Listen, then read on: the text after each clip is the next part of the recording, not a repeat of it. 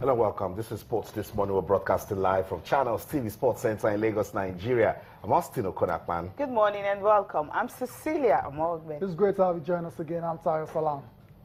Okay, let's get started with the show now. Well, the Tigers, of course, is a disappointing outing for them.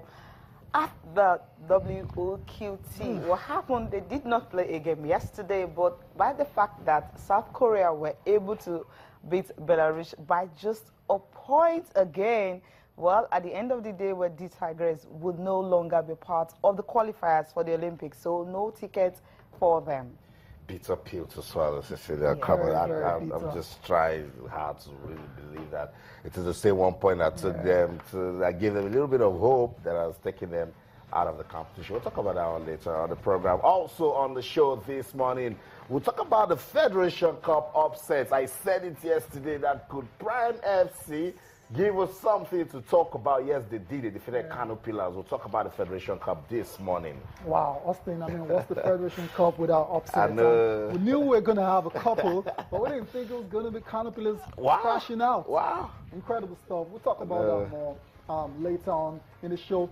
Also on the show today, it's a must-win game for the Cleveland Cavaliers when they host the Golden State Warriors tonight in Game 6 of the NBA Finals. The Cavs trail the series 2-3, and they will need to win tonight, to force a Game 7. And Austin, Cecilia, it's a win or go home situation for them. Wow. They were down 1-3.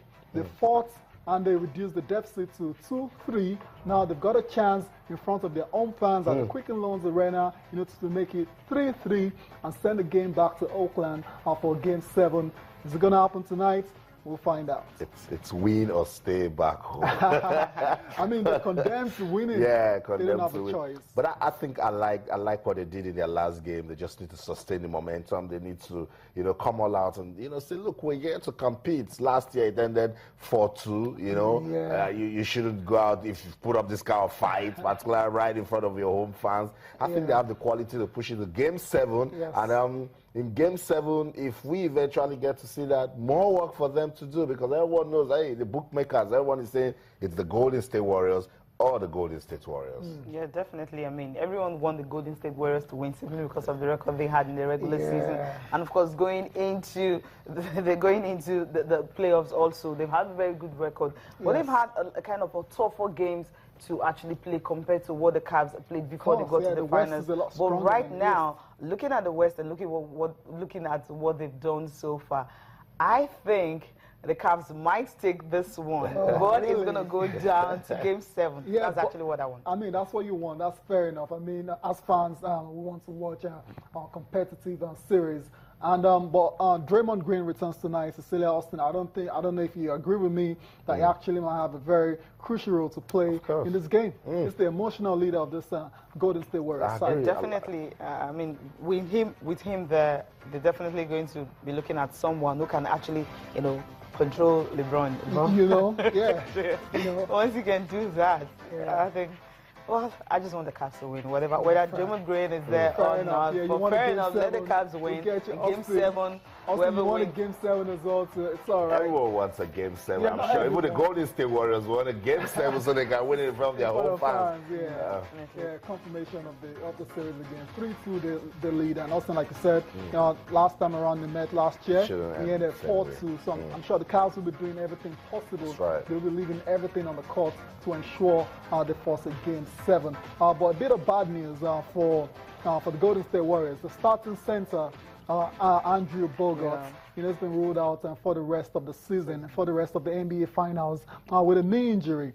It's a very, very, very unfortunate for them because he's the starting center, like I said, and it brings in, good defense to the side, interior defense to the side. He's out now, so that's one more problem Steve Kerr has to worry about. Andrew Bogut, perhaps you can say it's time for Festus Ezeli to step up. He hasn't seen the court a lot in the finals of the NBA, so it might be an opportunity for him, to show his stuff. It might be. That's just how sports is. It's funny. Somebody needs to be down for you to get up and show that, look, I can do this. Remember Game 1, we came in, we're talking about Sean Livingston, Leandro Barbosa. Now we're talking about them again, and then with the guy that is out, come on, let's look at the bench. Who is inspired? Come on, go do big things, and it will just, turn around for them. But we all want game 7 and they should give us game 7. That's what we want. We're not rooting for anybody, but we just want game 7. For yourself. So Cavs definitely want to take this one tonight. Okay. Yeah, well, another good one coming from the camp of the D Tigers.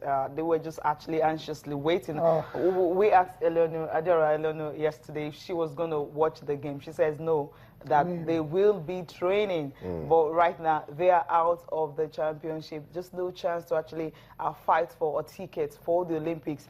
And of course, the South Koreans made sure that Belarusians, they knew that they were already almost in the quarterfinals, and some short expected them to actually convert. They just to convert them and all that in a few seconds, and they just like to run out. They lost. They lost in the game. So because of that, the Tigers will not be part of it. Just because of points, they lost to Belarus by as much as 11 points, and that's the reason they are out of the championship. So no quarterfinals for them, no Olympic ticket for the girls. So at the Olympics, we just have only the men. This famous shot, and it's just for nothing at the end of the day, even though you want to end the game. Very cruel, you know, Austin, Cecilia, Belarus, everyone thought, okay, Belarus would just do what they had to do and beat Korea and allow, you know, Nigeria go through to the quarterfinals. But it wasn't meant to be, because the Koreans as well came out fighting, because they knew they still had a chance.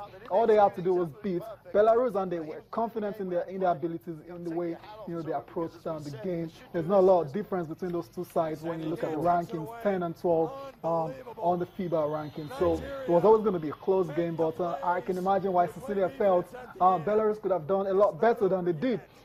Because towards the end of the game, you know, they had the chance, you know, to actually force a turnover and actually put pressure on the Koreans, but they didn't do that. I understand why. There's no point for them to extend themselves. 66-65, fine. Let's just wait and allow the game to run. And they've got the right. They've got the right to do that. That pressure or anything wasn't even there at all. You know, the final minutes of a basketball game, especially when a particular team is leading by points, usually very entertaining. You know, everyone is waiting on the edge. But this one, they just allow it to go out. And, because they know if the results stay that way, they're going to top the group and go to the quarterfinals, and they've got every right, you know, to actually approach that final seconds that way. I'm just trying to rewatch that particular final part. You know, was it Levanchevsky or something? She was trying to make that 2 points. I mean, it just didn't go into the net. There was just no basket. Just mean when you have a chance, take it. Two lessons, Cecilia, Tyler, 2 lessons in sports. From that pain. You have a chance, you take it. If you want to fall, but don't fall so bad that you break your leg. That's what happened with them in that first game. That first loss. We talked about it. I actually asked Adora. I said, you ladies were so flat. You played like there was nothing in it for you. Imagine losing that game by just a point or 2. We'll be saying something different. Classifications and everything. You'll be looking at the point, you start counting and everything. But another thing is, if you check that first game, will I really blame the girls? Because they left Nigeria on Friday.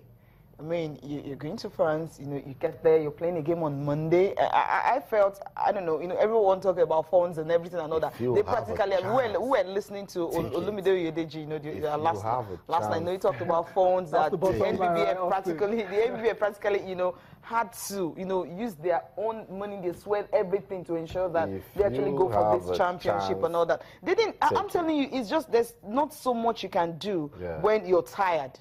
That's the point. There's not so much you can do when you're tired. Who wants to go to the Olympics? They want to go to the Olympics. Yeah, they want to go to the Olympics. They want to make a good name for themselves. They want to have a good fly. No doubt, we keep talking about this. I'm saying, if you play the way you did, you put up a good fight the way you did against Korea, if you've done a little of that against Belarus, you don't get. I remember you don't get the point. The point I'm trying to make is there's not so much you can do when you're tired and when you're jet lagged. How much energy will you? How do you bring it in? It's not right. I agree. I understand. But they got into the competition with one objective: to get a ticket to the Rio Olympics. Good lesson for them, because if they had advanced, if they had advanced, we won't be saying they got bad, they were tired, they jet lagged and all of that. We're not talking about that. We're talking about the first game, their opening game, how it ended and all that. If you check the girls, I mean, one even had to travel down that day, you know, to France and all that. That first game, we don't start looking for excuses why they lost it. I mean, they lost it, but they weren't good on the better side. They were not good enough on the side. Belarus a lot better, and that's why they won. Perhaps they could have kept the, you know, the differential to a lower to lower points, Exactly. but then it wasn't meant to be, and that's why they're out of the competition now. And Austin has already highlighted the lessons to be learned in this kind of tournament. There's nothing wrong with falling, but don't fall so bad that you break your leg. That's what happened to D Tigers. They're a good side. I respect this team, so thumbs up D to Tigers. them. I love all the ladies in the D Tigers. Learn the lessons that came with the WOQT, and then see how you can use it to take your game forward. All the best with future endeavors.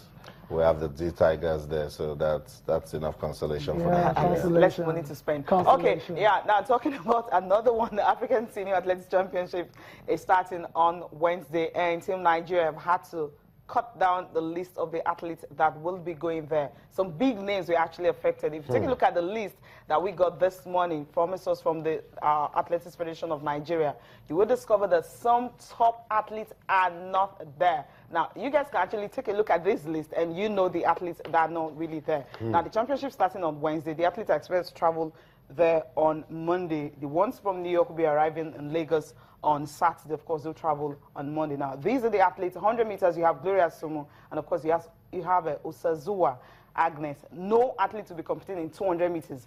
Then 400 meters, you have George Patience Okon. You have Regina George also in that one. Then the 100 meters hurdles for the ladies, you have Augustus Toyin. Then high jump, of course, Osazuwa Unoma would be in that one. Long jump, only Ese Brume in that one. Then you talk about the short put, you have Okwelogu Waneka, then Unyekweri Chioma, then discus throw also, you have Okoro Chinwe. And you also have the same ladies who are also in short, the same ladies also in discus throw. Then heptathlon, you have Osazuwa Unoma, she's the only one also in that one. Then for the 4 by 100 meters for the women, you have Gloria Sumo, Khadija Sulaiman, you have Mandu Jennifer, of course, Osazuwa Agnes also make up that list, and including you have Gloria Sumo also be there in that one. Then for the 4 by 400 meters for the women, Patience Oko George, Regina George, Wangoshe Margaret, Omotosho Omolara, and Ajayi Yinka. These are for the ladies for the African Championships. Now, take a look at the men, Austin. Okay. There's the name we know, Oduduru Divine. I'll come back. I have questions with Cecilia. 400 meters, there's Fososi Adekule, there's Dedewo Paul, and Okezie Chidi in the 400 meters men at the Athletics Africa Senior Championships. And also, the 100 meters missing from the list, we will let you know, but whatever it is, the Africa Senior Athletics Championship is a good one for any country to, find out how they're doing with the athletics. And then for the men, short put discus is Mozia, Stephen 4x400, Erari Yokan, Orupe, Okezie Chidi, Fososi Adekule, Dedewo Paul, and Taylor Subotian. We are getting this update, we're getting this confirmation. We'll keep talking about it. Let's go on a quick break now. We'll come back. So much more to talk about. Don't go anywhere. Stay with us.